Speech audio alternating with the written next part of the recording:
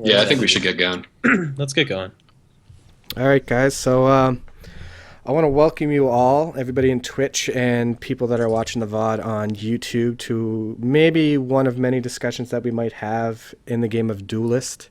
Yesterday, a big patch came out, patch 0.55, which changed a lot of the meta, and we're going to go over kind of discussing how it's changed the meta and how it's going to affect both ladder and the tournament scene. And I'll get you guys, if you have any questions, you can either post them in chat and we'll get to them if we can, or post them to my Twitter account and I'll be reading questions at the end there. And with that being said, let's get to the discussion. I think we're going to first start off with probably the biggest news, which is the card changes. Not the new cards, but the card changes. So a lot of cards changed. 9, in fact, were changed, and we'll probably start off with just some Magmar changes. The first thing is the mana burn change. What do you guys think of it? Yeah, I'll start with this one, Grinch. So this is a pretty significant change for Magmar. Now that you deal 2 damage to each minion on or next to the tile, it's basically what Kinetic Equilibrium was, in a sense, for 2 mana, but not getting the buff to friendly minions anymore. So this is actually a really strong card, but makes Magmar a little weaker because it even further emphasizes what they were already poor at. So Magmar was really bad at destroying artifacts, and Mana Burn was one of their only ways to effectively do that. And now losing the Dispel as well, there are going to be some exploitable things playing against Magmar that are even worse than they were before. Yeah, I'd have to say that in a tournament setting, Mana Burn was definitely super required in dealing with artifacts in general. And because otherwise, what are your options? Elucidator, Saberspine Tiger, you have Vindicator play, or rushing a Macantor. And if you can't deal with an artifact fast enough, like for example a Soul Grimoire or something like that, I've had that experience myself on ladder where I couldn't deal with the artifact and it just spiraled out of control. Even Arclight Regalia, like double Arclight, Macantor can't hit higher than 4 without an amplification, so those problems are going to be pretty serious for them now, I think. Do you think cards like, is it still a 3 of in the Magmar list though, Mana Burn? Well, I'd have to say that with the new Mana Burn, it's going to depend on what you're facing. For example, how the meta is playing out. Like a lot of aggro cards and stuff like that. So it's just, you think it's probably a 3 of in ladder, may not be a 3 of in tournament, because probably more ladder you're going to see a lot more aggro. Then in the tournament scene, you might see a little bit more control, and it may not be the best option against control. What I'd have to say is that you have to build your deck how against what you're playing. So if you were responding to an aggro list, for example, a zoo list, like a lot of Abyssians run, where they get to pump out 2-drop after 2-drop, and then slam you with a rush minion, or like against Lionar, for example, they have a lot of 2-drops, like the Windblade Adept, and then they play Silverguard Knight. So they're going to be clumped up around each other. Mm-hmm. So it could be a good tech card if you're able to support a strategy that involves playing around the mana tiles, where your general isn't put into a bad position by being there. But overall, I'd have to say it's going to be very dependent on what your opponent's doing. Do you think it's too much of a nerf? Would it have been okay for it to hit generals as well, to kind of deal with that artifact? Like, should each faction have only one weakness as opposed to many weaknesses? Most factions have, even top tier decks usually have 1, if not 2 weaknesses, and a lot of factions have 2 or 3.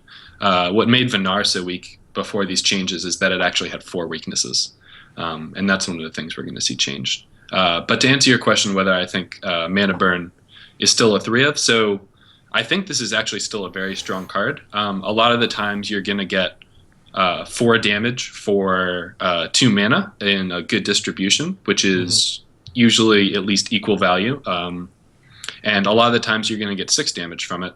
And it's a card that actually scales reasonably well, and does emphasize what Magmar already cares a lot about, which is board control. Doing the 2 damage to the general would be absolutely ridiculous and would be way too strong of a card. So I'm glad that they did not include that. So is it on par with Twin Strikes then? Yeah. I, If it's at least usually So- getting 2 damage out. Yeah. I it's- think Go ahead. here's the difference between auto including 3 mana burns and before and after. Now, I mean, or what did mana burn compete with before? For example, in a deck slot, it competed with natural selection and Eggmorph, both of the single target removals. Yeah. Now, Eggmorph was obviously the slower option. Eggmorph is very, very strong in the fact that it dealt with cards like Amara Healer, where it completely avoided Dying Wish entirely, but you didn't include 3 Eggmorphs all the time because you didn't always necessarily want to have to expend that mana. Now that mana burn is out of the way, you kind of have to rely on Eggmorph if you really need a Dispel. So it's going to be, is that slot now just do 2 damage to everything, or do I really need to run that Dispel and not Ephemeral Shroud or Lightbender? Might see I'd have to- might see a lot more Lightbender, what about Metamorph? Does it become better because of this? I mean, of course, Plasma Storm, we'll talk about that being nerfed, but like Metamorph or Metamorphosis now and clearing with Mana Burn, is that like a new thing that you're going to get blown out by on turn 7? Or Yeah, core that's 7? a thing now for sure. Absolutely. That's Definitely. yeah, you don't have those 9 mana unconditional board clears now. It's gonna but you can do it you can do it 2 turns earlier. And you usually don't mind if you leave, 1 small minion off somewhere. That's not as big of a deal. So Okay. And I guess the second card that got changed probably the most is Plasma Storm. Costs 4 to 5. So, of course, the obvious thing is now it's 10 mana to Metamorphosis and Plasma Storm. So that is not even an option anymore. And that was probably the strongest thing that Control Angler had. What do you guys think of that change? I think Plasma Storm's value is. I'll reiterate from my first comment about mana burn. It's meta dependent. So, if the meta with the new cards that we'll be getting to later is going in that direction where you're going to see a lot of low attack minions, Plasma Storm is still going to be just as relevant as it ever was. Mhm. Is it going to be as cost efficient? It depends. What are you really getting rid of? It's still going to get rid of that Ironcliff Guardian. You know what I'm saying? It's still going to get rid of those cards, and if you get more value out of it, you're not going to feel bad about spending 1 more mana. So it's still an amazing card since the checks and balances that it usually hits. It's just going to be like a little slower is all.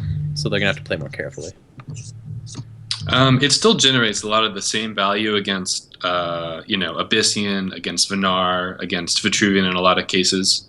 Coming 1 turn later makes a difference only against a few specific cards, and I'll list those. Those are Portal Guardian. If you have to wait one more turn to try and deal with that, it might be out of range a turn later.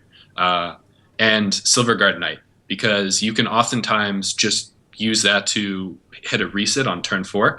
But now, playing against Lionar, they can sometimes get 1 or 2 extra hits in, and the Lionar versus Magmar matchup is very dependent on how much early damage and pressure Lionar can generate to make Magmar choose between healing and developing at their later turns, since Earthsphere is 4 mana, and to develop and heal, you usually have to be at very high cores to do so. So if you can force them to make a decision between those two with your early pressure, that's the sort of telling advantage that can lead to wins as the Lionar player. Mm-hmm.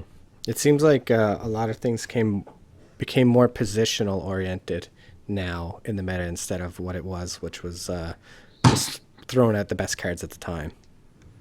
All right. Yeah, go ahead. Oh, I just wanted to touch on that positional since we didn't touch on it in Mana Burn. Someone actually made a graph or like a diagram of the tiles that Mana Potential. Burn actually hits. Yeah. It's very weird, isn't it? I think it's 17 possible tiles or something like that, depending on the correct tile you use. It's only going to hit 9 tiles, right? Around.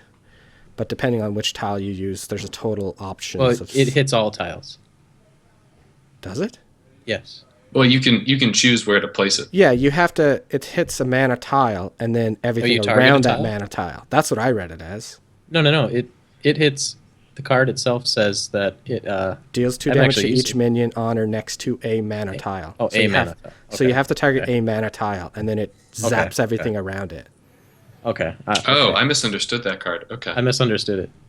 Okay, I got it. So I mean, it is kind of like it's kind of like a landmine. That's what I thought of it. Like mana tiles are now landmines when you're playing against them, Oh, that's and know interesting. that if you Okay. move near a mana tile, it can zap you.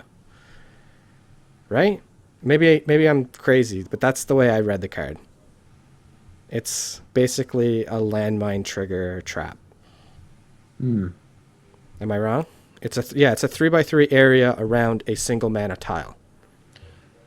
I swear I read it as something different I, yesterday. I initially read it as everything basically almost in the center of the map and moved a little bit for the middle one, but I thought Yeah, I until guess it's January, or actually it's today, right? So we can. I mean, after the stream, we're gonna know because we're gonna go into sandbox mode and use it. we could we could I'm gonna have do it right someone. I now. think people in the chat are looking into it. Okay, So chat are looking into it. yeah, we can just move on to the next one, and then when they give us information, we can come back to it. All right, so Yeah. moving on, we got Vitruvian, and probably the second biggest change besides Mana Burn is Scion's Third Wish changed to give No, a it's friend. all tiles. It is all tiles. So it Okay. does. Yeah. Okay. That's a so big you were blast correct then. in saying that it was just like Any kinetic area strength tempest. sense. Yeah. Okay. Yeah.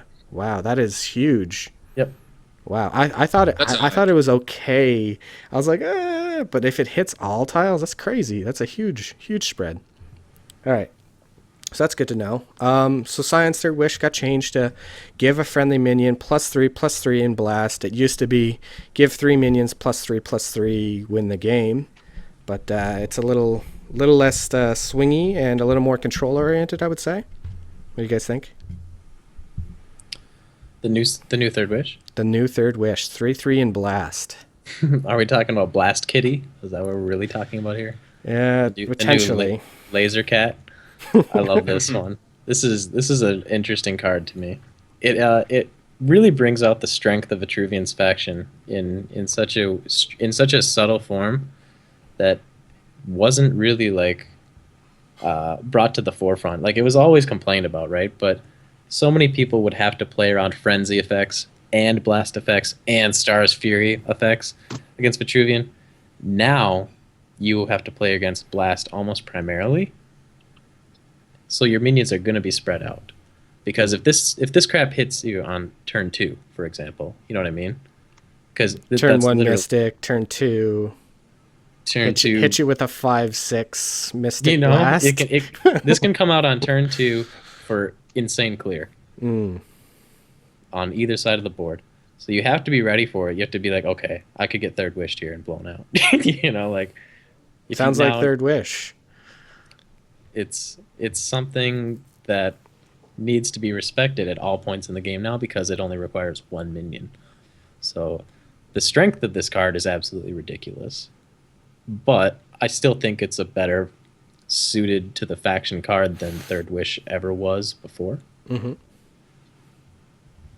I'd have to say that 9 damage definitely felt a lot worse than 3 extra damage, but position can now affect it. What do you think, Yeah, Scientist? very excited for this card because it changes the way you position against Vitruvian now. Like Grinch said, to being more about blast than worrying about Star's Fury, which is very cool in my mind. And I always like the concept of blast in Vitruvian, and I think it's a better card for the feel of the faction. And I think it's going to move Vitruvian into a more mid-range type deck, as they don't have quite the same amount of sudden burst that they had before. I think Aggro-Vet will still be a very strong deck. Yeah, What but they're not in- going to steal games like they used to. in your mind right now? Like, what is the new cards that are being added to Vet because of this card? Because of the new Science Third Wish. I mean, Laser Cat is now, or Fire Cat, Thundercats. Is that what you're gonna call them? The Saber Spine Tiger is definitely it was working its way into more and more decks, and I think it's gonna be, if you're playing it with this, getting that 6/5 blast at 6 mana is gonna be really dangerous. it does into a more mid-range type deck, as they don't have quite the same amount of sudden burst that they had before. I think Aggro Vet will still be a very strong deck. Yeah, but they're not going to steal games like they used to. In your mind right now, like, what is the new cards that are being added to Vet because of this card, because of the new Science Third Wish? I mean, Laser Cat is now, or Fire Cat, Thundercats. Is that what you're going to call them? The Saber Spine Tiger is definitely it was working its way into more and more decks, and I think it's going to be, if you're playing it with this, getting that 6/5 blast at 6 mana is going to be really dangerous.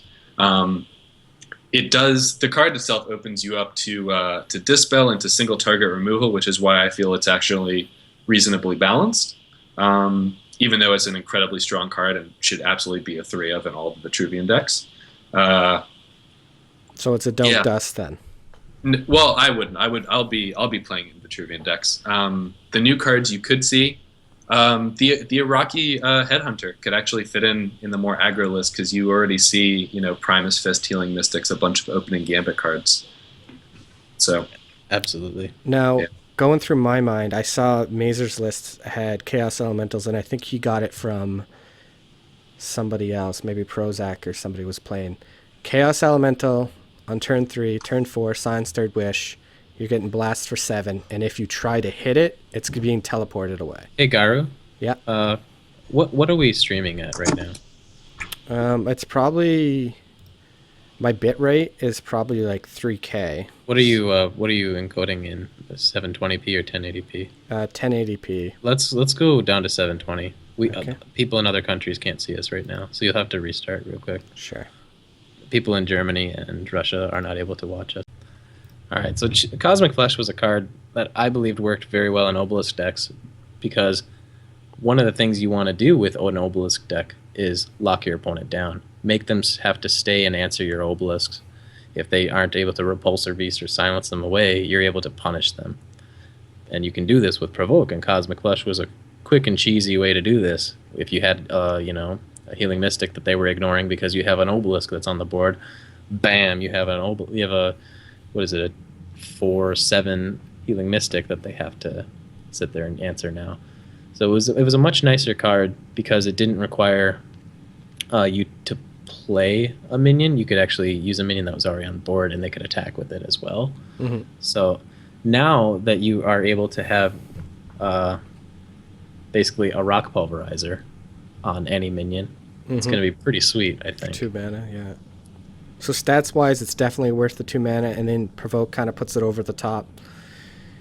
What do you think, Scientist?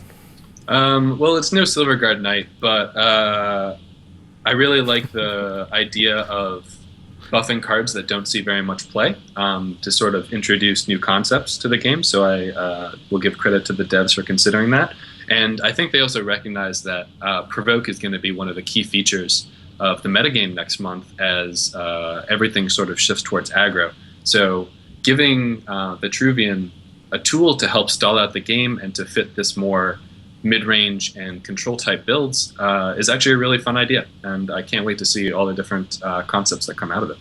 So what do we think? 3 of? Both of you 3 of? Cosmic Flesh? Yeah. 1 of? It's going to be very dependent on the type of build you make. Yes.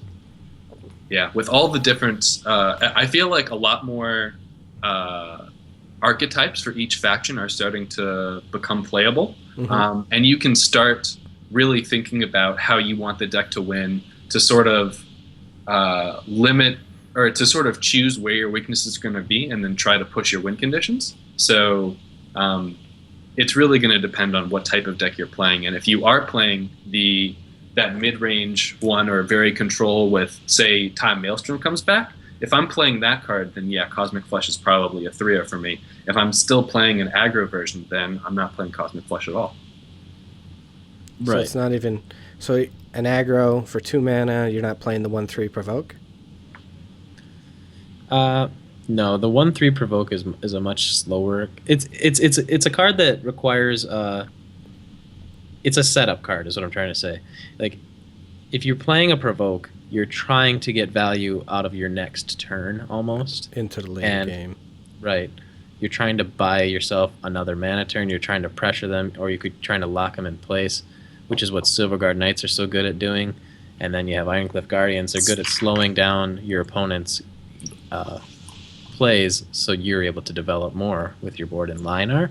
And a card like that in Vitruvian doesn't really have a whole lot of purpose unless you're able to play it and develop a big threat in the same turn. So I think it's more of a control card than it is an. And you don't think it might be used to protect some of your creatures? Like, well, now you can play like Pyromancer and then like Cosmic Flesh something else to delay Pyromancer being as the target.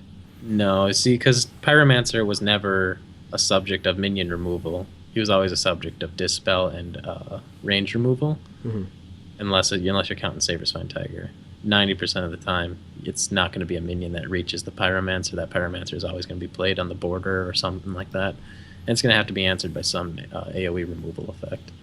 So the same provoke it's the same thing as playing Amara Healer on their face and then playing Tempest. You know what I'm saying? It's not exactly a good card for protecting anything. It's more of a card for sating their Delaying your aggression. stuff to get to later games. Yeah, sating their aggression on your face than it is to protecting your board. All right. And Star's Fury changed from 4 to 5 mana. A lot of people were saying on the forums, like, Third Wish got changed. Why change Star's Fury? Do you agree with the change? Yes, no?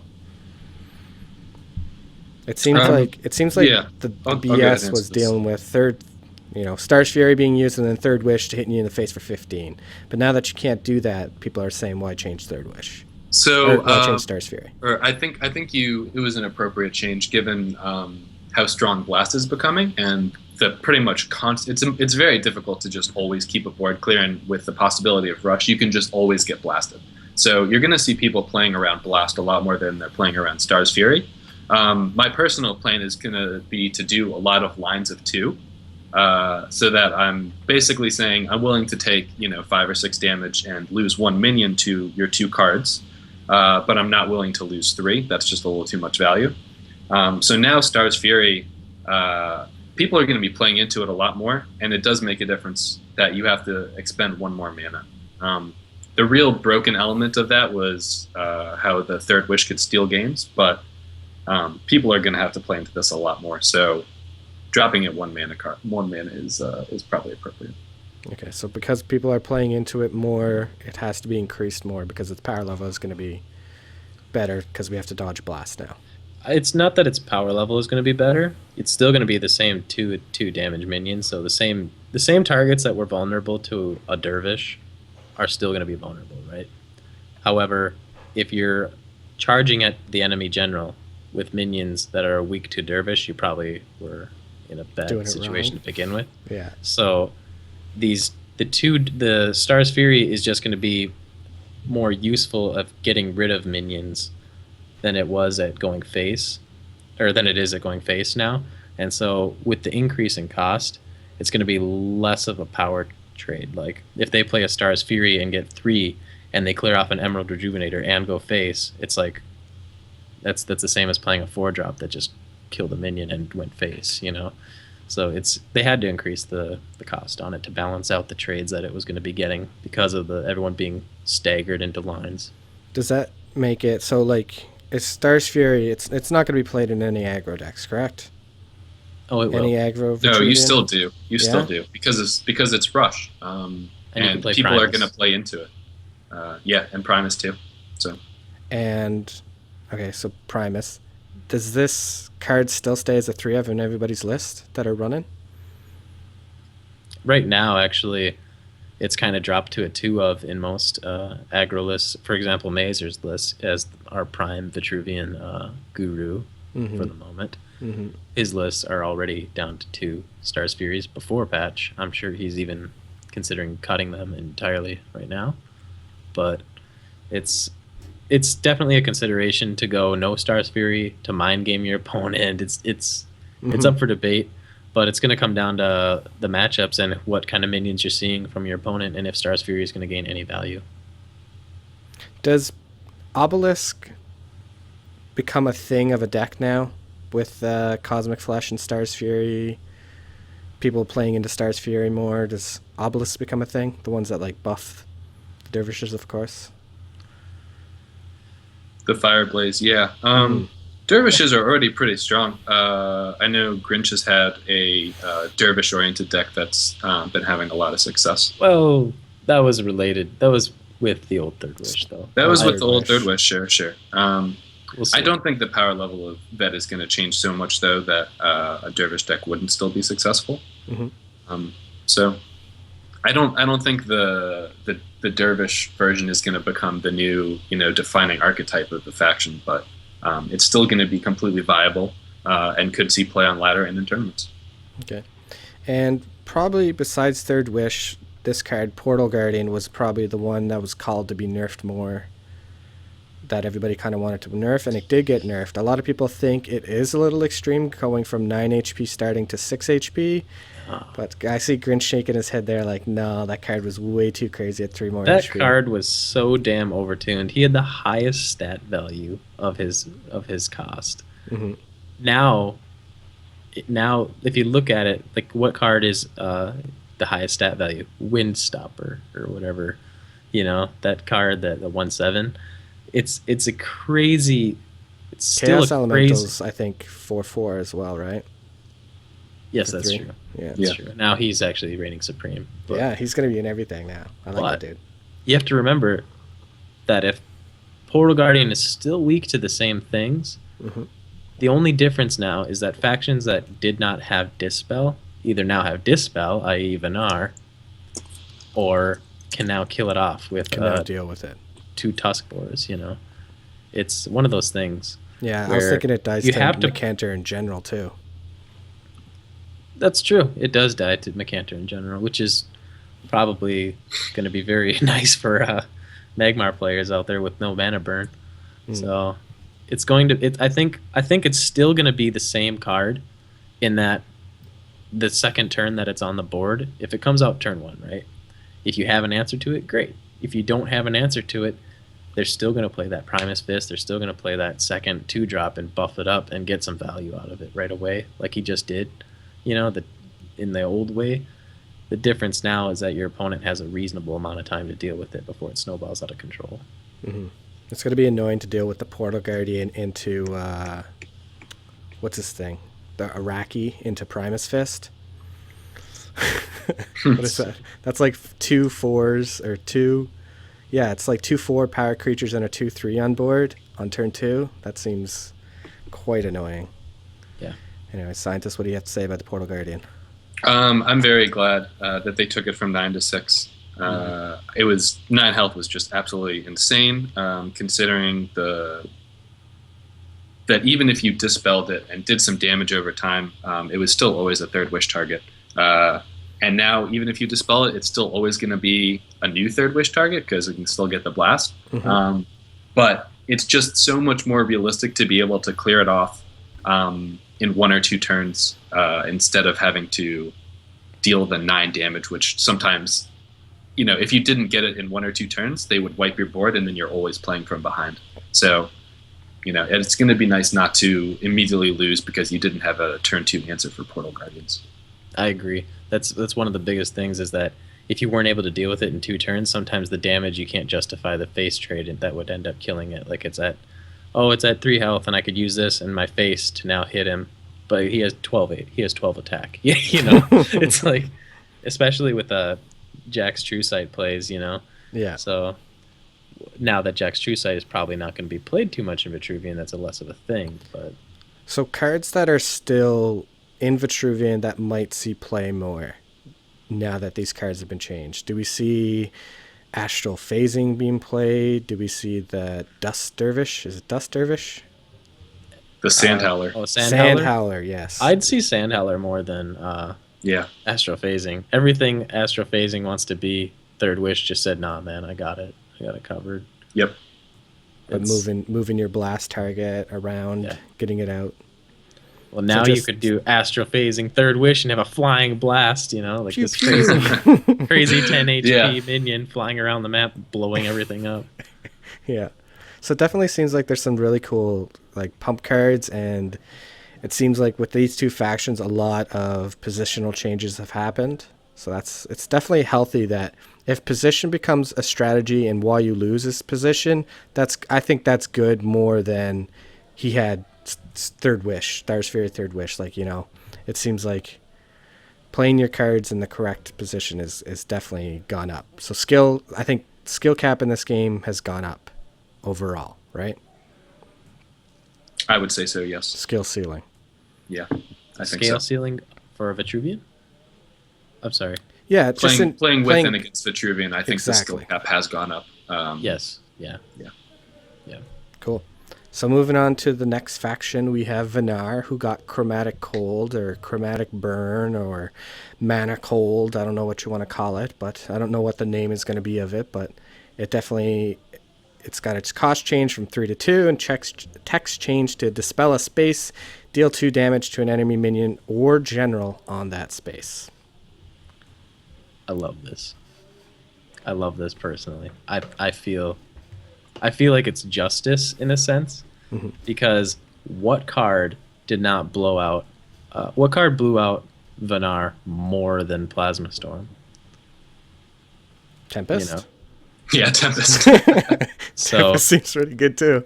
looking at the top faction Yeah. that blew them out, they just said, you know what, man, I don't like you having mana burn. Why don't you just give me that? Just give me that. And they said no, and then they fought for it, and Vinar clearly came out on top. But no, in all seriousness, this card is so good in the new changes, considering the line art changes, considering everyone else's changes.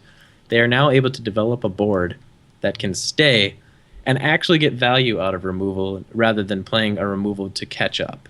They can actually use removal to get ahead and not play it from behind, because your minions are not going to be removed instantly all the time now. It's not my whole board is wiped. What do? I Hailstone Prison his Veteran Silidar so I don't take 4 to the face. And then play my Jaxi. It's going to be more of a pressure card, and it's going to be an answer to something that they haven't had ever. Artifacts. They have never been able to deal with artifacts.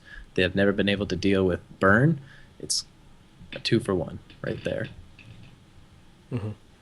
Yep. So earlier I mentioned class weaknesses, and in my mind, Vinar was always poor because they had 4 weaknesses: no AOE, no healing, no artifact destruction, and no dispel inherent to the class. So Avalanche doesn't count as an AOE though. 2 conditional. 2 conditional. Yeah, and maybe you catch someone off guard with it on ladder a few times, but never again. They remember the person that avalanched them. You know what I'm saying? In tournaments, people, it's too easy to play around. But with a single card, you've actually addressed both of those issues. Dispel was a huge thing, and previously, a single Staff of Ykir or a single Mask of Shadows basically meant all of your 3 to 4 health minions, 3 of them are going to be trading in to destroy that single artifact. And now where do you go from there? There's basically no hope at that point. So this gives them a little more options. And while and healing, with this effect, it actually makes things like healing and AOE a little bit less necessary, because it's going to promote what was probably already their best archetype, which is to do sort of a tempo variation, which was based off of using lots of Hailstone Prisons, and then using Twilight Sorcerers and Alcuins, and getting really positive trades with Boundless Courage. So now that they have a little bit more of a sticky board and can pressure, it's going to make things like playing Jack's True Sight against them a little bit too slow. And if they're ahead, then healing's not as important. So it's kind of impressive how just a few little changes can make such a big difference to what the faction can do. It seems like you find it more of a buff that just other factions don't have mana burn than that Vinar has mana burn. I wouldn't say that mana burn is the direct... I'd say that... I guess we're pulling 2 different topics and combining them by talking about mana burn and Vinar. I think Vinar is buffed directly or indirectly because of the lack of pressure, the lack of removal. Like Tempest gets nerfed 1 damage. That was literally every single minion except, Wolf Raven or whatever. That was 3 HP, gone to Tempest. Plasma Storm got a 1 mana up, so it's more longevity for your creatures. It's just going to be a nicer board state for Vanar because they were so blown out by those 2 cards that it was just obscene. And now with Mana Burn on their side, they can now breathe a sigh of relief in a sense. Like they can just I can actually not mull this card away, It's like Hailstone Prisons was sometimes a mull just because you needed to play a heal because your board got wiped and you can't do anything. So overall good for Vanar. Is this what Vanar needed to become competitive though? Or is it still a long way off? I think a lot of good players have been working on developing Vanar with the anticipation that it would get some sort of either direct or indirect buff, and I think it got both. Vanar has always had a positive matchup against Songhai, and has been just absolutely blown out by Lionar as far as statistics go. And based on what I'm anticipating the new meta to be very much defined by Songhai and Lionar, Vanar is going to have, is going to be relevant because it can counter Songhai, and you're going to see Lionar is still going to dominate Vanar, but it's not going to be as dramatic as it was before, just because of the Tempest change and because 3 health to 2 health is such a big deal playing against Vanar. Mm-hmm. Yep. All right, so that being said, the Lionar changes, that Tempest mana cost has been changed from 3 to 2, and the damage dealt from 3 to 2. So what do you think of this, Scientist? Is it good or bad? Do you like it? Do you hate it? Yeah, so you have to take in the context that of what your game plan is. So looking at it from the perspective of control matchup, you do really regret losing that 1 extra damage because there are going to be a lot of instances where that amount of damage actually makes a big difference. Yeah, so that damage makes a big difference because 3 health is a big breaking point. A lot of people play 3 health minions because they don't simply die to the general. Yep. So now you're going to have to do a lot more. I play Tempest and I use my general and take a little more damage. But there is a huge benefit in the mana cost because in pretty much every version of Lionar, if you can get a minion to stick, one of your high health minions to stick, you can, with correct play, really snowball that into a victory. So the fact that a 1 mana change makes it a lot more possible to remove their board and develop at the same time, which is actually a very important thing to Lionar. So in that sense, I think this is actually a very, very slight buff to the card for tournament play and a very slight nerf for ladder play. I'd have to disagree on the fact that it's a nerf for ladder play, because look at it this way: if the things that you really ran it for on ladder were a lot of like the range minions, right? Like mini Jaxes, Pyromancers, Jax True Sight in general. Tempest is your go-to card. It's your answer to those out of reach minions that you really can't deal with. Obviously, you have Martyrdom and stuff like that if there's a one-of, but if they tempo out like a Jax True Sight, for example, this card is the one that you would be using for that. Now, if you had to do that unexpectedly, like, oh man, I'm suddenly blown out by this, I have to Tempest. I can't do anything. He's all the way up in the corner because he's Silhouette Tracered or something like that. This card, now it just kills off the annoying things, and your board survives. I also, I don't know if this was mentioned or not, but like 2 damage is very relevant with Arclight Regalia too, right? So yes. Now you can Tempest, and you're still keeping your full charges, right? Your full durability. So yeah, I'd have to see that being a huge, huge buff to when you can play. Arclight Regalia is now completely irrelevant. You can play whenever you want because you don't have to worry about if I Tempest next turn. Yeah, and yeah, Kevin makes a good point. So things like the Azurite Lion survive. Glaives is still only going to be a situational thing. Windblade Adept still survives too. Windblades, yeah. The not destroying a charge on the Arclight Regalia is not as big a deal as people think, because you can usually sequence it such that even if you have to play the Tempest, you're only losing one charge. And Arclight is still so very strong that it doesn't make as big of a difference. For me, it's the mana cost that really defines why this is still such a powerful card. Let me make one final point about the Tempest, because Zechariel brought up a good point, which is something I meant to touch on. So it relates to Grinch's point as well, that it still covers the mini jacks. It still covers Jack's Juice, right? The one class, so Vinar is the major class, and to a degree Abyssian, that really cares about the 3 damage versus 2. But you were previously winning probably about 80-20 as Lionar, and maybe now you drop to 70-30, but it's still such a favorable matchup that you're not too worried about it. So the fact that it can improve so many other matchups while only sacrificing a little bit to an already favorable matchup is a buff in a sense. Okay. So Songhai and Abyssian weren't touched at all. Did they improve a lot? Did they not improve a lot? Grinch, what do you think of Songhai now? I think Songhai is going to be like, as scientists pointed out earlier, top tier for laddering. If you want to ladder, this is definitely your faction now.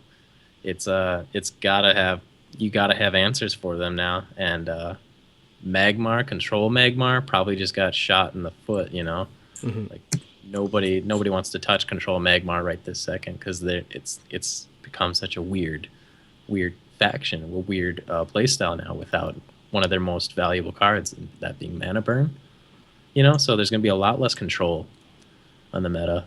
I feel like Magmar is going to swing into some sort of aggro state, and aggro is the name of Songhai's game. Nobody plays aggro better than them, except maybe their counterpart, Abyssian, because then you're just talking consistency, But Songhai has the reach and the capabilities to now dominate 5 out of 6 matchups. Lionar being still very strong and favored in that matchup, even with the Tempest nerf. It still takes away Lantern Fox celerity if they're able to pull it off, and they could also just use 2 Tempests. So Mm-hmm. I feel like Songhai, because they didn't get touched, and they were already like a 60% win rate just by queuing up. It's going to be even more of a blowout because of the lack of control Magmar. Mm-hmm. Scientist, Songhai. Yeah, no, Grinch nailed it. They're the king of aggro, and this is going to be an aggro meta. They're still going to have a tough time with Lionar, but the Tempest nerf makes Fox a little stronger. Yeah. And I see a lot of people mentioning that. I can tell you now, I will actually be running Decimate in a lot of my Lionar decks, because not only does it help deal with Fox, and I don't want to skip too far ahead, but the Keeper of the White Palm prevents spell damage on next turn. So you can imagine people playing on 7, Jack's True Sight plus Keeper of the White Palm, but this actually gets around that. So it's gonna. I think it's gonna move from it's gonna move from a completely tech specific card to seeing a little bit more play. Mm-hmm. Cool. And go ahead. Oh, I was just gonna say that's a very interesting point I hadn't even considered. Decimate is in the same token of Plasma Storm, in that they both bypass this new damage preventive measure. And what do we think about Abyssian? Did they get better, get worse? Probably worse, eh? They already had a decent matchup against Magmar, I'd have to say. Like, as far as ladder goes, right? Mm-hmm. Like, if you're playing a Burn Abyssian or some sort of aggro Abyssian, Magmar they're already a pretty okay matchup. It can go very well in your favor, or suddenly it's not, So it's about a 50-50, 60-40, something like that. So it was a comfortable matchup that you weren't like, oh, it's Magmar, I'm going to die. Now, no Mana Burn, Plasma Storm's up, makes you able to play ramp decks with Death Watch and stuff like that. I feel like Abyssian's going to see a lot more versatile builds on the ladder. Mm-hmm. Because one of the threats gone, and also, as Scientist was saying, Blood Moon Priestess not dying to Tempest is pretty useful. So it's gonna be interesting. They still didn't get a Dispel, but with the demonic lure cycles and stuff like that, I think they're gonna be in an okay spot for a while. They're not gonna be ahead or behind, but they're gonna be able to try different things, and that's what's Okay. nice. All right. So the next thing we're going to talk about is the new monthly cards have been released. 4 new cards, of course, of each rarity, just like normal. And I guess we'll start with probably one no one really cares about, but is okay. Sun Elemental. It's a common 4 cost 3/3, and it gives 2 minions plus 2 health. Is it playable at all? Uh, well, what is this card? It's an Azurhorn Shaman that learned to lift, or what? Like Yeah, I can he, see it in some of the Divine Bond decks, and that's kind of like where I only see it being played personally. I'm not a fan of this card because it's a 4 mana 3/3. How many 3 mana 3/3s are there in the game already? Hmm. So it buffs other cards, and where itself it doesn't even fend for itself. It doesn't arguably make your trades better or worse unless you're running really, really, really awkward minion sets. So I don't think it's a must-have in any deck. Not even. Um, Is it Divine Bond playable? I think so. I'll say this quick, and scientists can rattle off. But I think we all agree, for the most part, as a player base, that the 4 mana slot is one of the most highly contested slots in the game, Yeah. because that's the same slot that's occupied by Emerald Rejuvenator. Yeah. Now, if you're putting competition in your deck for Emerald Rejuvenator, it has to be worth it. And this is such an obscure, maybe it'll work, maybe it won't work. Yeah, and situational, Card right? that You could only gonna have one minion. it's gonna be very off to the side, and it's kind of like an afterthought of these other cards. It was like, hey, let's also do this, and they were like, yeah, that sounds good, and they just shoved them off to the side. Hmm. So Scientist. yeah, the timing of it actually just makes it a kind of meaningless card. If you think about going either first or second, uh, if you're really only going to be able to play this to get the full value from it. You would have already had to have played 2 minions on the previous turn, and then you probably end up playing this on turn 5 when you'd rather be playing, a turn 5 minion. And even in the best situation, it's still basically 3/7 of stats. And at that point, I'm probably just playing like Suntide Maiden for consistency, which has a very strong effect as well. And honestly, if you're on turn 5 and you have 2 strong minions already on board, you're already winning. So this is just a win more card that isn't even like that helping you win more. So yeah. it's just not good enough. Yeah, it's just not good. There are so many better options, especially for Divine Bond decks. So Okay. All right. Enough of Sun Elemental. This is an interesting one. Probably a super tournament tech card. I don't know if it's a staple in a lot of ladder decks or not, but Prophet of the White Palm. It's a card, a 1 for a 1/1, not very strong, but its opening gambit prevents all spell damage until your next turn. So this is obviously a card that people want to play with Jack's True Sight. That's like what's on all of our minds, right? This is becoming a thing. Like Jack's True Sight. Oh, but now Jack's True Sight is only going to be seen in Vanar. So what other instances are we looking at that Prophet of the White Palm is really going to be valuable? Is it going to be one of those, I played a Lady Locke and played stuff, and now I want to protect them from your Tempest? It's a lot of spell damage is really only relevant in certain deck types. Mm-hmm. And a lot of those deck types that run it, like for example, in Songhai, Ghost Lightning and 8 Gates, that's very rare to see on the ladder, I'd have to say. And basically, this card doesn't do enough to be an auto-include in a ladder deck. I'm a little more optimistic on this card than Grinch is, because I think it can see play across almost every archetype. Because in an aggro deck, it can oftentimes just preserve your advanced board state or help you deal damage. It can protect It can protect minions from AoE clear if the opponent is backed off, such that you can close them down and actually convert your board advantage into a health advantage. And in control decks, it's oftentimes one can be, really help you fill out your mana curve. So let's say you want to play that, Silverguard Knight, and you have one extra mana later, or you needed to heal, and you just want to preserve the board state a little bit better. Then this could be really helpful. It's going to be matchup specific because, if you're playing against Magmar, playing this heading into turn 6 is actually really terrible because now it's a 1/1 that's going to get Mecantered and leave them Mecanter at 4/3. Yeah. But absolutely, this is going to make Vanar a lot stronger too, because Jack's True Sight was one of their win conditions that just wasn't quite consistent enough. Yeah. But you're going to see a lot of turn 7, Jack's True Sight, Prophet of the White Palm, turn 8, double Razorback, 25 damage. What do you think about, because it says opening damage prevent all spell damage until your next turn, does that mean you can Prophet and then straight after that you can Tempest? You can because it's prevent from then on until your next turn. If you're the Lionar player, you'll Tempest first and then play this card. Yeah. I was thinking of somehow you could protect your own minions, but you would stop all damage. You would stop all damage. That's no fun. But having the card lets you control the timing, and I think this is certainly not an overpowered card. It's a very situational card, but it's one of those that I'm sure very good players are going to find a great use for, and it really increases the skill cap of the game, in my opinion. So I'm very glad they made this card. I think we're all laughing at Mortissy's.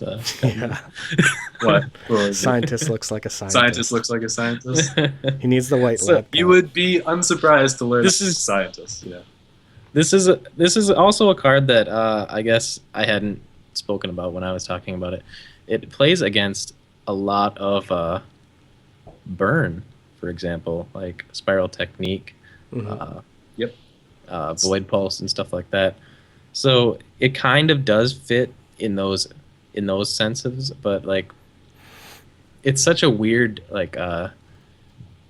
it's just like a weird time when you'd want to be getting value out of this card. Like you're at 8 life, and you're like, well, I can Profit and just Time Walk.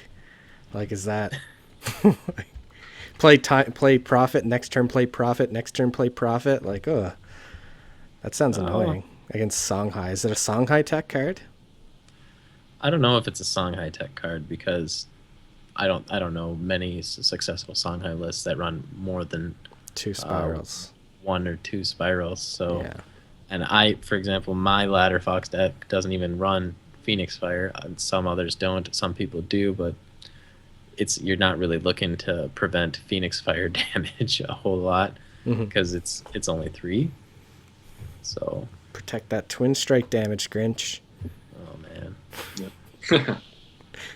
It's definitely more of a tournament card, is what my thoughts are. I think ladder, it could be very situational. If you're seeing a lot of weird spell damage decks, then you have to toss it in there. But I don't see it as a play unless you're running Jack's True Sight and you are playing against Lionar. You know what I mean?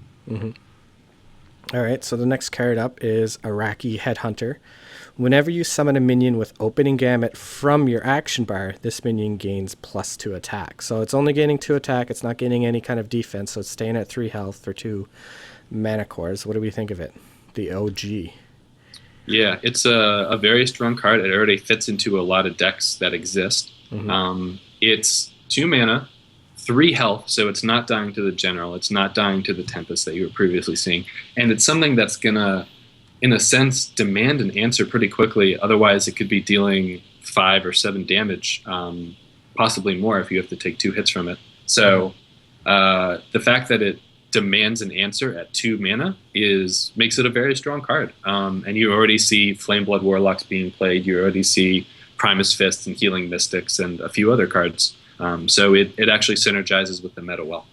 What do you think, Grinch? So this is a really cute card, right? Because a lot of people, as soon as this card came out, were thinking of Mechazor. Yeah. they're like instantly, oh man, Mechazord decks. So Counterplay did this knowing full well that there is a counter to Mechazord out there readily available, Crossbones. So they knew that this could be a thing, and they just went ahead with it anyways. Because if a Mechazord meta ever came in, it would just be like an auto include 3 Crossbones kind of thing, you know, because those deal with Jaxi anyways, so they're not that bad. But I'm really fond of that, like the balls that they had to just do that, because they're like, we already have a counter for Mechazord, no one's gonna care. But this card is insane. This card is absolutely insane for all the other potential that it has with the aggro decks. And if you think of Bloodflame Warlock, for example, the Primus Fizz, Flameblood Warlock, all those cards that already attributed to an aggro meta. He's only Mystic. 2 mana. Yeah. He's like a Sworn Avenger's dream come true. You know what I mean? He's like, oh yeah, my general took damage, and he like raises his head behind over off on the sidelines. This guy's in the middle of it, and he's like a 10-10 or like a 10-3 or whatever he is. He's like, yeah, my master played minions. So do we think this card is there? There's another card game out there. I won't name names, but there was a card similar to that card as the Iraqi Headhunter, and it got nerfed after people couldn't really deal with it, and it was too much of a tempo and too much value. Do you think that's going to happen to this guy? No, because it doesn't get the health buff, and it's still a decent card if you draw it later on, but it's not on the power level that the Undertaker card was before its nerf. It's a lot more similar to. I think it's closer to the post-nerf Undertaker than the pre-nerf Undertaker. Okay, so we're gonna see a lot of this guy then, right? Can a lot of decks play this guy? Like, no, I don't think a lot of decks can play him. I think it's gonna be YOLO aggro decks kind of thing. It's definitely. Is it like? Well, it's gonna be relevant in any deck that runs Primus Fist, right? Or any deck that runs Healing Mystic. He's gonna be relevant. But you have to think it's going to be more of a Abyssian, Vitruvian, Vanar kind of thing, or Mechazord decks. I don't see Lionar making a whole lot of use out of this card. Personally, I don't see what was I going to say? I see Magmar making more use out of this than other people because they have the Vindicator, and with the new Mana Burn Vindicator, Twin Fang possibility with this guy, the possibilities are really, really endless. So I see him as being a very, very aggro-centric card, but I don't see him seeing it much play in the control factions. So, all right. And now on to the last card. Keeper of the Veil. Opening gambit. Summon a random friendly minion destroyed this game nearby this minion. Is this the most broken card we've ever seen? I think it is. It's no third wish as far as broken level goes, but it's a very unhealthy card for the game. It introduces RNG to a level that's not appropriate because I'll paint a picture. So you imagine in a worst case scenario, you pull back, say, a Healing Mystic, and you get 6-8 worth of stats for 5 and a decent distribution. That's still pretty good and is top tier play worthy. Other times, though, you're going to pull back something like an Archon Spellbinder, and you're going to get 10-14 worth of stats for 5 with a passive effect and a good distribution. And you can and this is going to be most relevant in control versus control matchups. And sometimes that matchup is just going to be decided based off of the RNG of what did Keeper of the Veil pull back for you, or what did multiple Keeper of the Veils pull back from you as the game spiraled on. And that sort of eliminates a skill element that I think really makes the control versus control matchup fun. Yeah, I'd have to agree. This card can get thrown in any deck and seen value. Like, it can get thrown in aggro and seen value, just because of the rush mechanic that can come along with this. I used an example earlier of an Abyssian play from turn 2, right? If they go second is what I mean. They start off Night Sorrow Assassin. Next turn, Night Sorrow Assassin.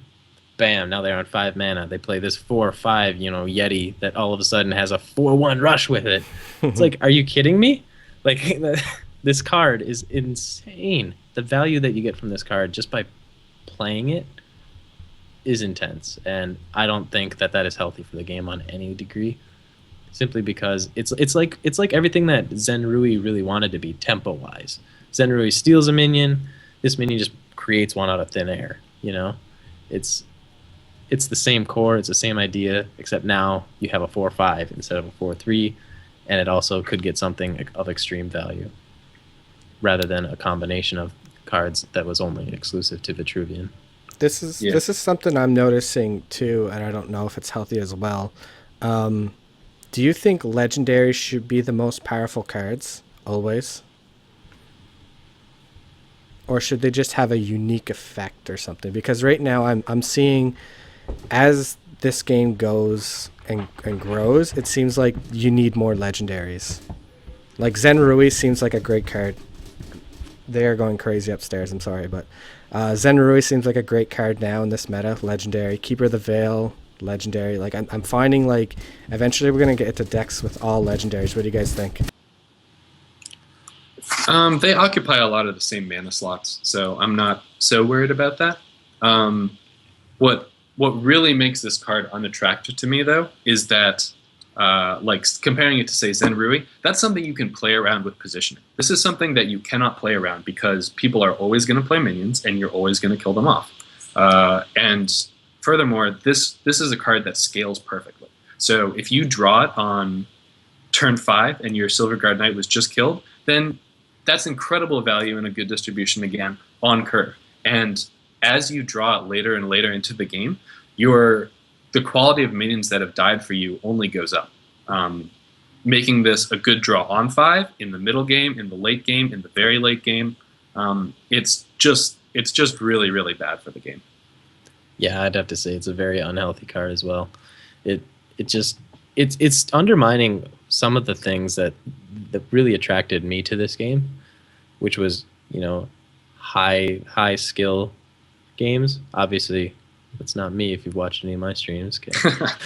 No, but it's definitely you can tell where like you went wrong, right? 90% of the game, you're like, all right, this play here led to this play. I should have done this. So you can obviously look back at some of your decisions and say, this is obviously what went wrong.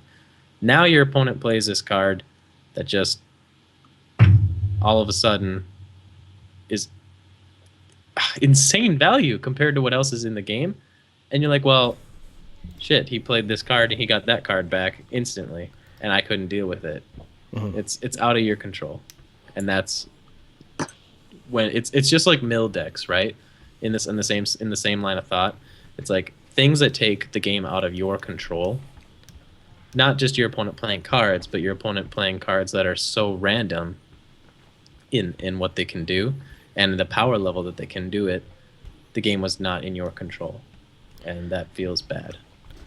Would you think that tournament organizers are just going to ban this card? Is that one way to deal with it, to kind of, like, I know we love counterplay, but I think we love the competitive scene. Are we just going to be like, we don't want this and stop it here? You can play it on ladder, but I would not be upset at all if this card was banned from tournaments. I think it really goes against the heart of the game. And what we would want to kind of see for tournament. Hey, if you want to play ladder, play all the cards. But if tournament, ban the card maybe? I don't know. I would definitely consider it. I think we're gonna see a lot of value in it. This is my perspective. Like, I played a lot of Vitruvian, right? And I played Vitruvian in the tournaments, and the most mind-numbing match in the game is Vitruvian Mirror.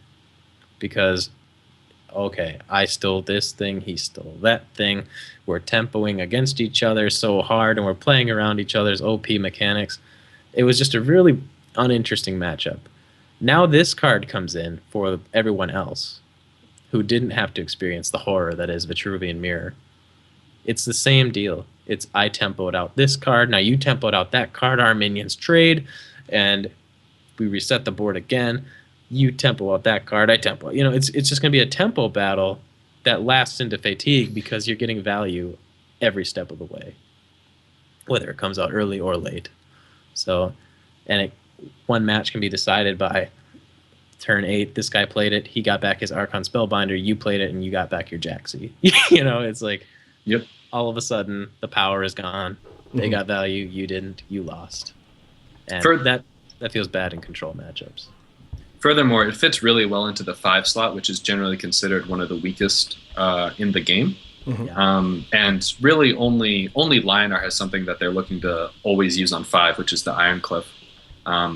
Spirit Harvester becomes really situational. Other control decks don't have great options there as well. You can imagine that this is something like the Reaper of the Nine Moons with a better stat distribution in my sense, and isn't vulnerable to Dispel. So, and Reaper of the Nine Moons is a fantastic card in its own right. So, just compare this to other things at the 5 slot, and like not Lantern Fox because Songhai isn't really playing this card, but it's easily one of the most broken cards in the game. Yeah, it's interesting that you brought up Reaper of the Nine Moons. This is like a slap in the face to Reaper of the Nine Moons.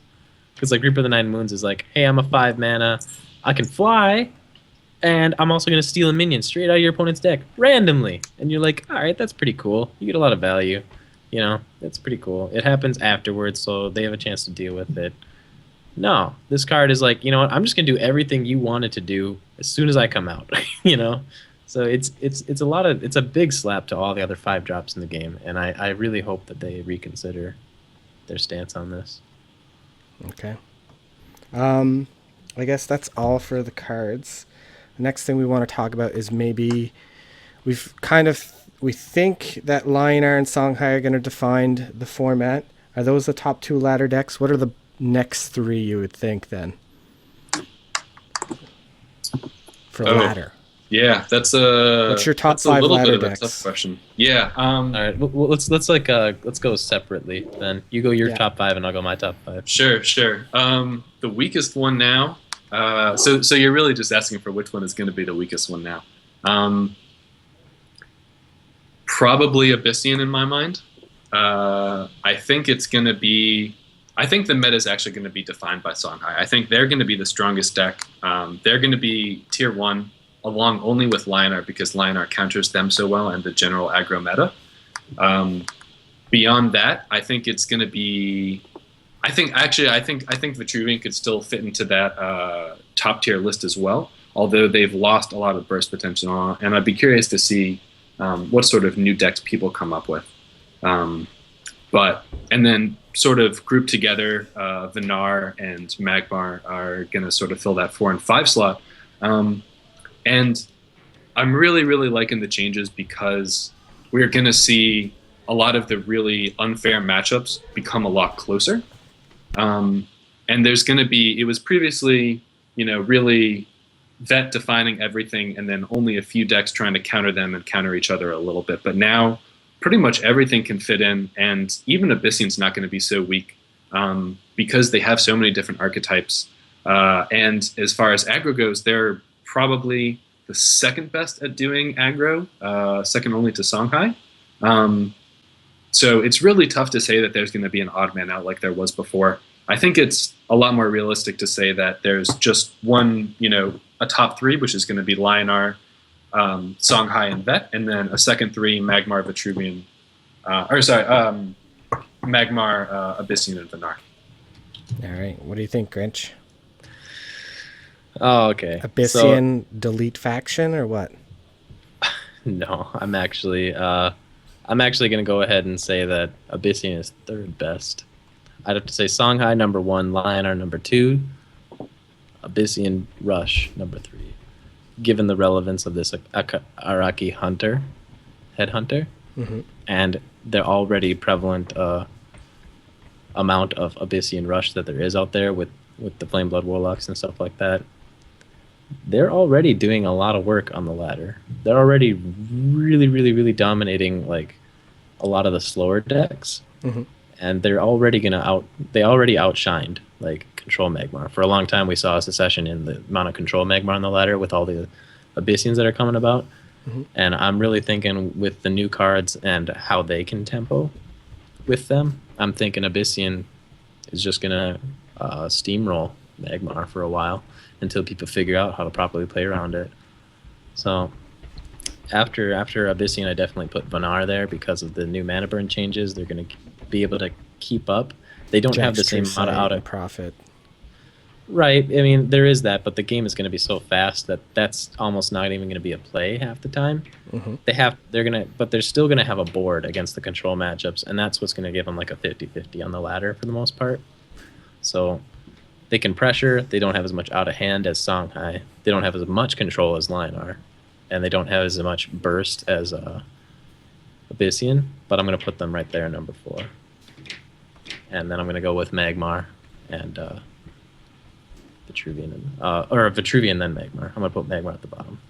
Okay. I don't see Vitruvian being top tier right now, but I do see them being a problem. Okay. What about tournament decks? Because I know Songhai does awesome on the ladder, but when it comes to tournaments, it seems like a lot of people can tech correctly against them. What do you guys think? Top 5 tournament lists? Or what top 5 tournament factions, probably I should say. I'd like to cut you off right there. Songhai actually have won several of the last tournaments. Yeah, it's true. Several of the last tournaments have been Songhai. Yeah. And even in Grandmaster, Songhai was super dominant. So, and that was the ladder tournament, right? Well, that was the ladder tournament, so that's why I think that Songhai. They won King of the Beta, and they won. Zay won. I think Zay won. That's the last one I remember. And then they did well in in the King of the Beta Grandmasters. Where's Mazer when you need him? He's got the list. I know they won King of the Beta, and they won one before that too. Mm-hmm. So do you think then tournament faction Songhai's up there? It seemed a lot of Vitruvian, Magmar. I saw a lot of, and Lion-R had good results, and then like Songhai would win, but it didn't seem like a lot of people were winning with Songhai. Like it looked like Zay would win, or Niantic would do well, or Camouflage would do well. Yeah, I did well too, but thanks.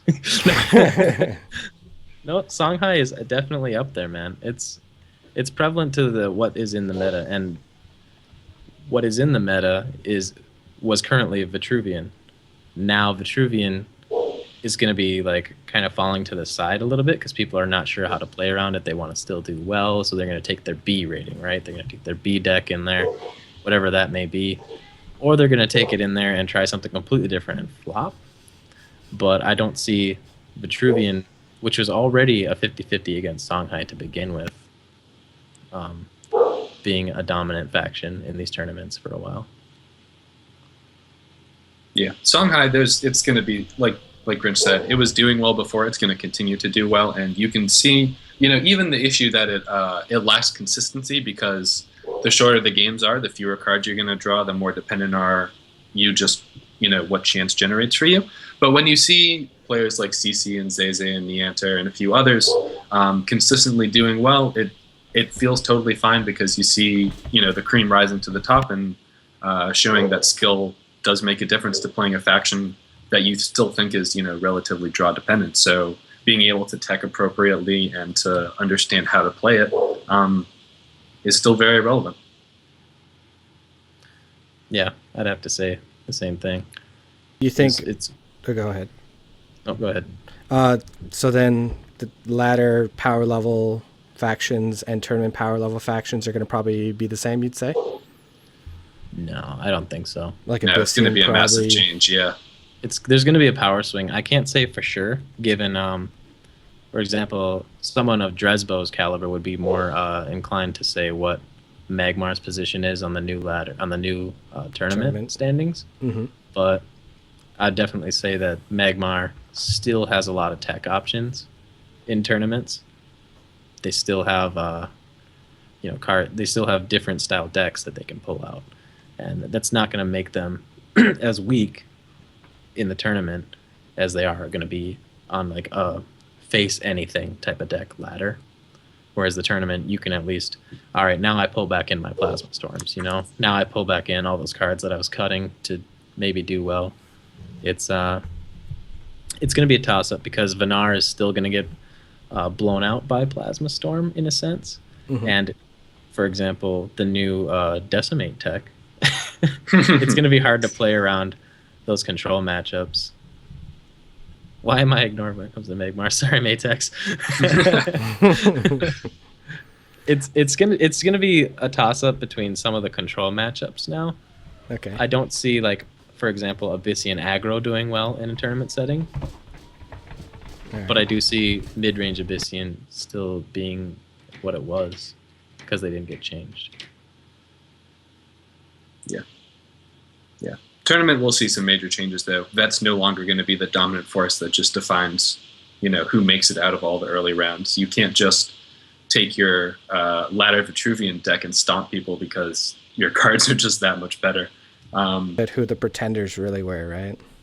Yeah, it was. That's not to knock all the very good Vitruvian players that are out there, because clearly they are very, very good, and you could see it with their ability to beat all the different factions and to translate their advantages into wins. But they're not going to define everything anymore. And Songhai and Lionar, I think, are going to do quite well in the tournament. But Vanar could completely fit into the fold. Abyssian, because it has different tech options in the sense that Magmar does, but just not quite as strong, could also see some play. And I know there are a lot of Abyssian lovers out there, and it is a very fun faction to play. So I'm actually really looking forward to the King of the Beta. I think there were like maybe close to 50 people signed up last time I checked, and I wouldn't be surprised to see something like 100 people show up for this tournament. Do you think eventually... is it going to become a last hero standing type of game, or is it going to become a faction type of game? So when you enter a tournament, is it the faction you stick with and you have a bunch of decks built on that faction, or just one faction and a few sideboard cards? Or is it going to be the last hero standing in maybe a year from now? Well, I know it's all speculation. As someone who played in the Grandmaster tournament, I'd have to say it was a lot more fun and interesting than I originally had anticipated, even though I did sign up with really troll-ass decks. Mm-hmm. And I still had a lot of fun, given you don't know what they're going to play. So you have to build accordingly. You have to have a deck that counters this, and you have to have a deck that counters that. So the multiple faction setting is definitely more interesting, whereas a limited tech one faction style would definitely also be interesting. So I'm looking forward to Mazer's tournament at the end of January. So we'll see. I'll make a more informed opinion then. But I want to also quick sidetrack us. Protohype is asking in chat, what are the tournament rule sets as of now for those who do not know? So I want to kind of cover them real quick. The current tournaments that have been going on are faction locked, best of 3, best of 5 scenarios, infinite tech. You can play any deck you want as long as you play the same faction that you signed up with. So this allowed people to tech in between games, and they could take 5 minutes to do this. Some people go take showers and blah, blah, blah. And it's just an awful experience for those waiting. But right now, the tournaments are not enforced by deck list because of the amount of time it would take to do that and the lack of spectator mode. So this tournament format is doable right now because we don't have the means to do otherwise, but those are the rules. But anyway, sorry to sidetrack that. No, personal preference, I prefer seeing a last hero standing because you get to see multiple decks instead of if there is a one best deck and then that's the one best faction and then just people play tech cards, then it's kind of a roll the dice. Oh, I teched in Zenrui and you're still playing Portal Guardians, I win. As opposed to like if you're a last hero standing, it's kind of, I would see it better instead of getting Vitruvian tournaments personally. I think that would be more healthy if we found out that one deck was the best or one faction was the king. So I wanted to throw in real quick that it is interesting to see one faction style tournaments, because it is interesting to see what those kinds of factions can do in any given situation. You know, it's cool to see those tech cards. It's cool to see some of the things that aren't always going to be uh, the result of a best of one scenario, like happens in Last Hero Standing. It's like, well, my vet deck lost because I drew really crappy. You know what I mean? Like, okay, he beat my vet deck, he got me. You know, it's so those Last Hero Standing is definitely a more interesting player tournament because you look at the player's range and that skill range, but it's not necessarily a best deck type of tournament. So I'd like to see a faction locked one deck tournament kind of thing, faction locked one deck 5 card kind of thing, which is what Mazer's tournament does. So both of those are going to be interesting to see, but definitely looking from the skill standpoint, the Last Hero Standing is maybe more reliable. What do you think, Scientist? I think the format of the tournament just tests different skill types, and having a variety of them. So seeing different formats for tournaments. So not sort of moving towards one format for everything will keep the game a little more interesting for me. When you think about the current setting that most tournaments are in, the faction lock. It makes there's a little more mind game element to it, predicting what the opponent is going to be able to do. And also having an understanding of, quick counters and even a little bit of planning. So thinking about the different types you want to bring ahead of time and prepping those as options to fight against each faction. The limited sideboard makes you play for consistency more. You want to choose cards that are going to do well across a lot of factions, and then you have to practice with that, playing just to those win conditions against each different group. And the Last Hero Standing, it really encourages players like Grinch and myself who spend a lot of time playing every different type of faction. Like people probably know me best for Lion-R, but I don't even play Lion-R the most out of all the factions. So I would really enjoy a Last Hero Standing. I think that would be my preferred format. I'd have to agree to that. Alrighty, so I think now we're going to open this up to a little bit of question period. If anybody in the chat has questions for the experts, Scientist or Grinch, just post at Guru or at Grinch or at Duelyst or at the Scientist. Scientist, you even in chat? Yeah, I'm in chat. I'm reading. So if you ask me a question there, I'll be happy to answer. Post us some question, guys, and or maybe some kind of card combo that you're interested in, and see if it's any good. My idea of Mark of Solitude on Prophet of the White Palm wasn't the greatest idea, I guess. That seems like a thing I would like to do. Prevent damage and then make it a 5/5 so it's relevant afterwards. So. Yeah, it's you're getting full value for the Mark of Solitude. I think Mark of Solitude is actually going to get phased out a little bit more because it's not quite as high. As strong of a spell, competing with other cards. Yeah, and a lot of my factions, I've been moving towards because I play a lot of Alcuins and Twilights in my decks now. Really, really limiting the number of spells I have so that I get very direct draw of the absolute strongest spells, and then focus on playing good minions to have a board presence. That's sort of the direction I've been taking all of this. So. All right. And Grincher, do you see the question from Zathiel? I see. Yeah, lots of questions. Yeah, there are a lot of questions. Zathiel writes... Experts. I kind of cringe at the experts claim. But do you think the new changes are going to make the gameplay more balanced and fun to play? Thanks, Macer. Sorry.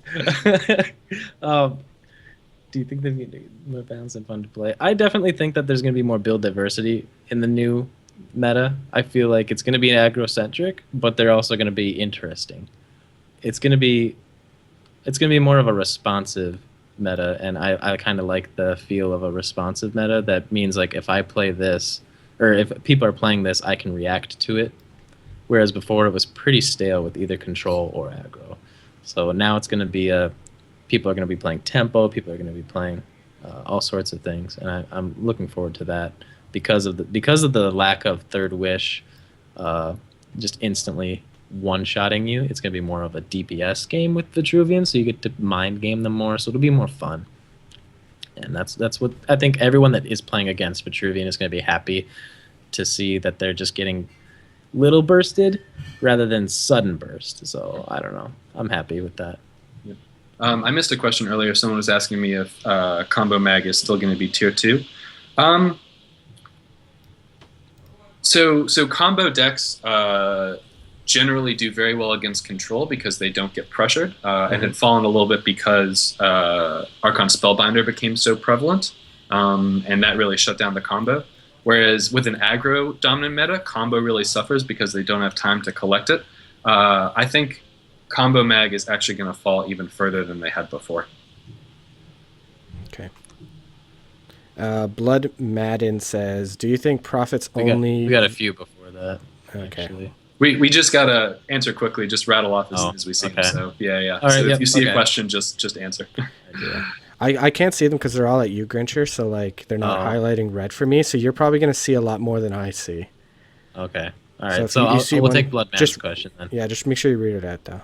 Do you think profit's only value is going to be some kind of verse Songhai tech, or not even enough deck space / value there?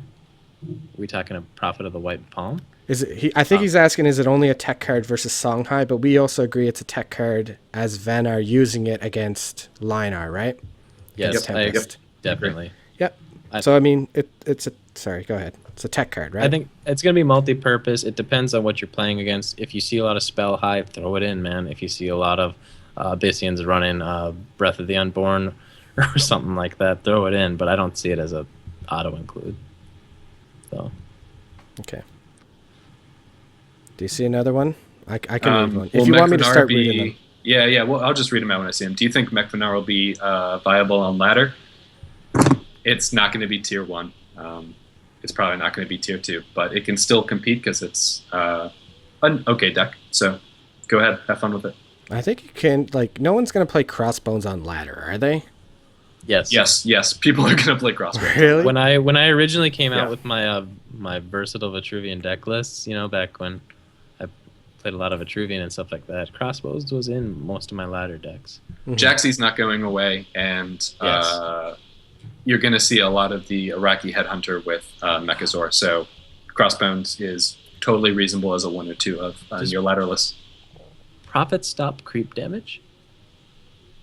Spell damage. I would imagine so. It's a spell, right? So yes. Yeah, it does. So you're saying like, or is it a tile? Yeah. To the sandbox after this. Like shadow. Yeah, there's so much to try out. It'll be interesting. As soon as this card comes out. Yeah. All right, so what deck are you going to play first, and why is it Purgatos Third Wish? Because it's the best deck. Because it's the best deck. Yeah. Okay. Anything with Purgatos is easily tier 1, right? Yes. Okay, Grincher, I know you were discussing Tempest changes yesterday and how it's possibly a buff. What do you guys think about the Tempest changes? So we can go over it again. I echoed those sentiments that I think it's a very slight buff. It's gonna change a few specific matchups that were already favorable, so it's not gonna make a huge difference there. But the point to emphasize is that 1 mana less makes a huge difference for Linar. Yeah, I'd have to say that being able to play it for 1 mana less allows you to play more minions afterwards, and it also is very useful at not killing off your own board. So that's always a good thing, and it's still going to hit those priority targets that you would play Tempest to remove anyways. Yep. All right, so someone is our Matex, or sorry, it's scrolling so fast. Evasion asks, do you... When you're playing against Songhai, because it is always a possibility, and you need to respect that at certain points. So it is you can play around that card so well by just hugging the wall that it sometimes sees no more value than a 4 attack increase or 2 attack increase. You agree, Scientist? Doesn't need to become 3 mana? Nope. I completely agree with Grinch. I see another really good question. Do you still run 3 Tempests, or 2 will be the standard now? So actually, 2 had sort of become the standard for most high-end players. 3 was still totally reasonable on ladder, but the reason you moved from 3 to 2 is because it was too clunky. But now with the mana cost reduction, I think I'm actually a little more likely to move back to 3, but it's something I'm certainly going to test, and figuring out that number is actually going to be very important. All right. Yeah, So I'd have to agree to that. Yu-Gi-Oh! Memories says, do you guys still think it's okay that Lantern Fox is still a thing in the meta? It's Well, gonna I be think the, it's gonna be the next thing to be nerfed. I think it needs to be, right? it's next on the chopping block for sure. Yeah. For a while, it was like it was always like a big thing, you know, like everyone's like, "Oh my God, nerf Vitruvian," everyone's this, and then you have all these people over here like, "Suck Fanghai," you know, and they just have all this hate for this Lantern Fox because of juxtaposition and the Mistdragon Seal and inner focus and all the things that go along with this card just being absolutely dominant. So it's definitely going to be next up. All right. What do you think is the best tech against Fox? Of course, Decimate is probably one of the better ones. Yeah, Decimate's one of the things I'm going to be using. Specifically against Songhai, I will even consider running Dancing Blades to be able to deal with one Fox, and Sunbloom is one of those cards I had previously cut more often against Songhai as a backstab variation, but now I might be bringing it back. I also think, do you guys think that Dagger Kiri is going to be playable in Vitruvian? Am I just too crazy? Becomes a 5/8 2/8 celerity Yeah. blast. Is it too far of a stretch? It's too slow. It slow. seems too slow to me. Yeah. It seems like if you're going to play a minion that's going to benefit from it, you might as well play something good. Mhm. That is good without that effect, like for example Archon Spellbinder or a Portal Guardian or something of that nature. You know, something that's still going to be fine without that effect, and then throwing Blast on it is a why not? I'll clear the board. So I don't see the 2/8 living to do that. And you have to keep it out of range of other minions. It's, But it's got celerity. yeah, I mean, it's certainly, It's worth trying, but my instinct is that it's not going to work Yeah, out, we'll because see, if you Grinch. have time to develop a 5-mana minion, then there are going to be other things you want to do. Grinch will be playing it in 20 minutes anyways. He'll let us Yeah. know. Somebody will ask the deck doctor to try out the Dagakiri list, so, and he'll report back to us. So it does seem like a weird card, but it seems funny that it's something that you're going to get blown out on in Gauntlet or something like that. All right, do we got any more legit questions or legit maybe combo I had one cards? from Zayathel. Mhm. It says, oh shoot, so Duelyst Science is not scientists at name. Oh, it's not his. So- No, it's not. That's his Twitter handle. That's his Twitter handle, and he's being tagged by like Nikerum here. But I'll get to Zayathel's question while you fix that. Backstab Songhai is even more powerful when you consider them running celerity minions with exhaust removal and teleport. Is Provoke the only way to play against this strategy? No, I'll reiterate that Backstab is completely nullified by parking your carcass against the wall, and you can play around Backstab in that manner. So I've actually suffered a lot to the hands of Lionar players who huddle in a corner and throw 3 Provokes up, and then just play until they can march minions across the board and deal with me. Mhm. So it's really long and boring, and it's uninteractive in that sense because I can't do enough to minimize it. So you can definitely play against it. Yep. All right, Coffee says, what deck do you think will run Headhunter the most? Which faction wants to run Iraqi Headhunter like right now? I'd say Abyssian. Yeah, aggro Abyssian is going to throw that in as a 3 of. Yeah, they'll cut those Gloom Chasers finally. It seems like the only thing about No, you Abyssian still want Gloom Chasers. You still want. Oh, he has an opening. Yeah, because it's opening Gambit. You still yeah, want it's it seems like opening Gambit with Abyssian. A lot of your dudes just have Rush though, isn't that?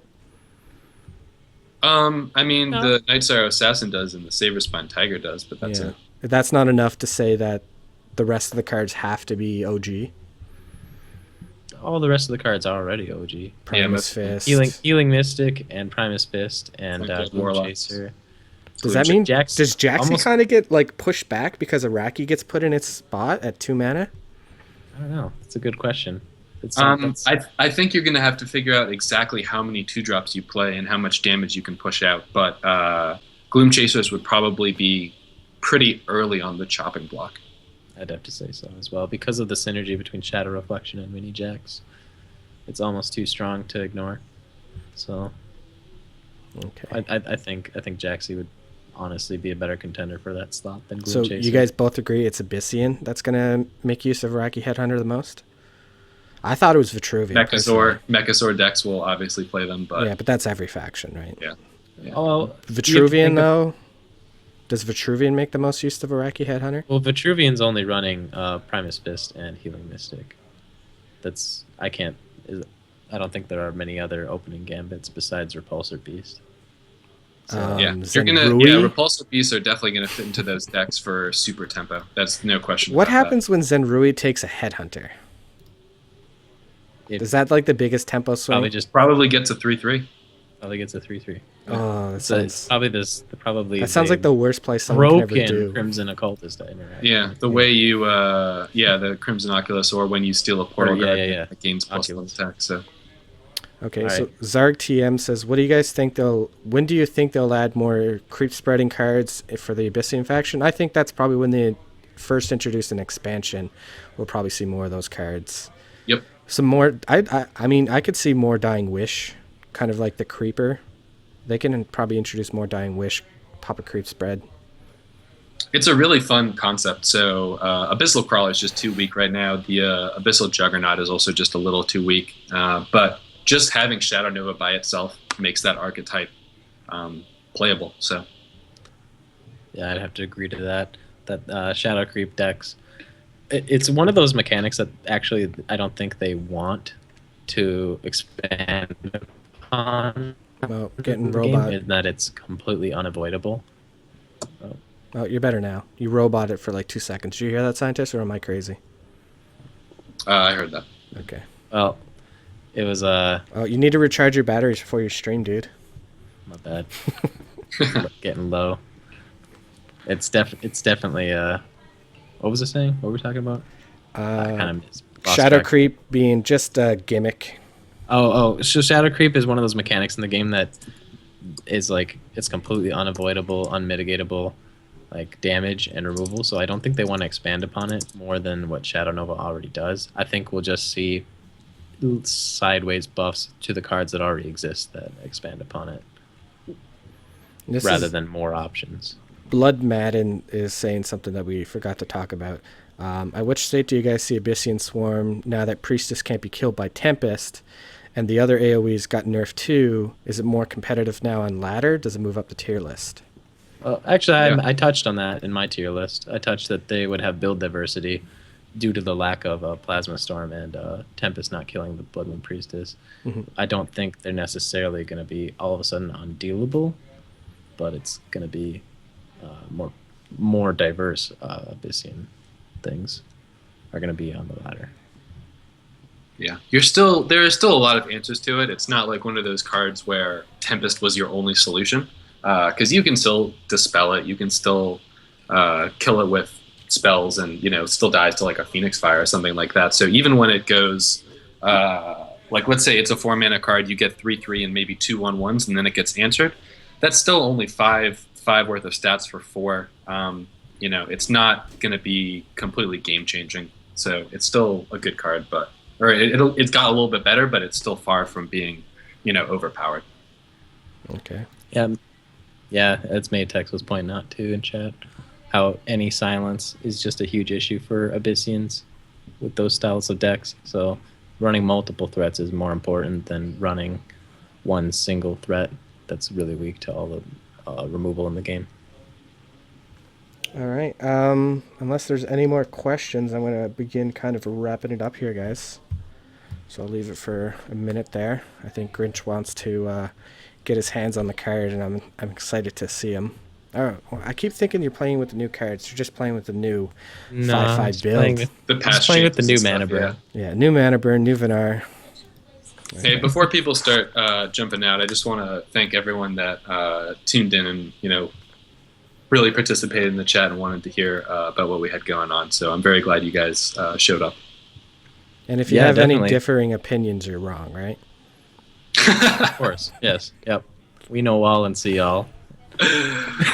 Yep. No, thank you guys very much. Special thanks to Garu for putting this Oh, yeah. together. And if you guys are interested in the full stream of this, you can check it out on his YouTube. It was Garu Gaming / Garu Gaming. Go ahead and Guru plug it. Duelyst. Garu, you should plug it right now. Plug it. I'll post it up on the forums and You should also on the Reddit thread as yeah, well. exactly. I don't even know if that link works because my account's somewhat new that I don't know. Yeah, that'll give you a 404, so don't go there. I'll post it up on the forums. I'll post it up on Reddit, all that good stuff. You can always follow our Twitter's handles down below, guys. And of course, Grinch is going to go. I hope he's going to go live here shortly. I don't know. Yep, I'm going to be going live. So if you guys want to stick around for the stream, that's cool. If not, thank you all very much for tuning in. Right. Grinch, if you don't mind, 1 second. I just got asked by Stein Plays if I'm going to stream, and I never have before and didn't think I would. But I'm actually thinking of doing so in the near future on a very limited basis, maybe just once or twice a week. But if you're interested, let me know, and I'll let you guys fill in on the time and stuff. So. Yep. Cool. And as always, you guys can always look for Scientist here. I play a lot with him. We're going to be doing some more scrims as tournament season comes upon us. So look forward to more Scientist on stream action. Yeah, Right here, this is my Grinch's home. Grinch's channel is my home. We'll all just stream to Grinch's channel. It'll be a 24-hour channel of Duelyst. Just we have set schedules and rotating shifts, and it's just a gong show. Alrighty, guys, that's it for us. Peace out. Thanks for watching. VODs will be up on YouTube. They'll be up on Reddit and the Duelyst forums and Discord. Get all on that. And hope you guys enjoy the new patch. Lots of new cards, lots of new changes. Some time for innovation. So get your innovations. Post them up on Reddit, of course. Grinch will play it if you ask him politely, I'm sure. So yeah. One more clap for Garrett for putting this together. Yeah. Yeah. Thank you again, Gru, and thanks, Grinch, for hosting us.